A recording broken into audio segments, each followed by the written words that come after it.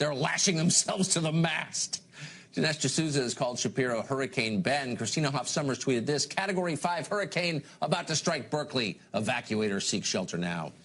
Well, the school, for its part, has already announced free counseling services for traumatized students. Can you imagine going to those? Leave your self-respect at the door. Harmeet Dillon is an RNC National Committee woman from California and a very sensible person, and she joins us tonight. Harmeet, I saw Robbie George, the eminent Princeton professor, said yesterday, I think I'm quoting, "I would sooner shut down a university than authorize counseling for students to deal with opinions they don't agree with." I mean, does anyone at Berkeley think, well, we're becoming parodies? Well, I wish they would. I mean, as you may know, Tucker, I sued the university last spring for refusing to allow 3 different conservative speakers to speak at the invitation of my clients, the Berkeley College Republicans.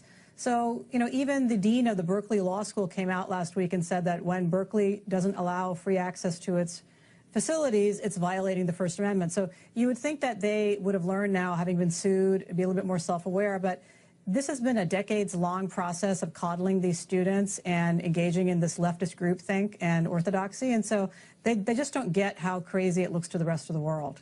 Well, that's the thing. I mean, if you're not from California, maybe our viewers don't understand, Cal Berkeley is a big deal, or was. My grandmother went there in the 30s. It was considered something you bragged about. It was a very serious place.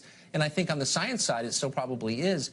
What kind of damage is it doing to the reputation of the university, this kind of lunacy?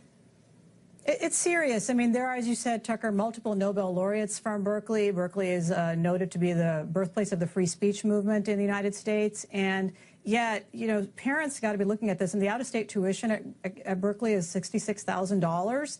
So if you're looking at that, you know, it's going to be self-selecting kind of snowflake types gravitating to Berkeley, and, you know, the puppies and the group hugs and the counseling and the trust falls and all this crazy stuff. It doesn't really equip the students to deal with the real world, where, yes, we have different ideas, clashes. People like Ben Shapiro will appear in your workplace and you'll have to deal with it.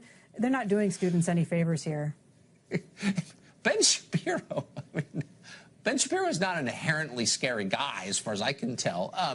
So do you think, I mean, but there is a scary element to this, and that's the reaction from the left to speakers they disagree with. And we've seen a lot of violence at Berkeley recently. And I know you've been right in the middle of some of this stuff, trying to make sure that the police protect the right of people to exercise their First Amendment prerogatives, without which they're meaningless. Are you confident the cops will do that this time, that they will actually protect people? Well, you know, stepping back for a second, Ben came to speak in my town, San Francisco, across the bay a couple of months ago. 300 people came to see him talk. No riots, no craziness, no arrests, nothing, no protesters. So all this mass hysteria at Berkeley is really being whipped up both by the Antifa, but also being enabled by the university and, frankly, by the vacuum of police authority. So on multiple incidents so far this year, we've seen the police in Berkeley and the campus police step back, stand down, and allow rioters, Antifa, really criminals and domestic terrorists, to overrun the city, terrorize people, break into shops, and generally scare normal citizens away from going to this event. I mean, I have friends who are scared to go to this event on Thursday at Berkeley. So when things like this happened 50 years ago, a succession of administrations sent in federal troops, whether it was to Little Rock or Oxford, Mississippi. They basically said your constitutional rights cannot be violated. I don't care what your local leaders say. We're going to protect your rights as enumerated in the Bill of Rights. Is there a place for that here, do you think? I hope not yet, Tucker, but I'll be there on the ground, as will other lawyers from my law firm, and, you know, lots of witnesses. The national news media will be there to see how Berkeley reacts. I think they've gotten the message through the lawsuit that what they've been doing in terms of suppressing conservative speech is illegal. But the police are also at risk here, because if they allow protesters selectively to suppress a certain viewpoint, that's a First Amendment violation as well. That's right.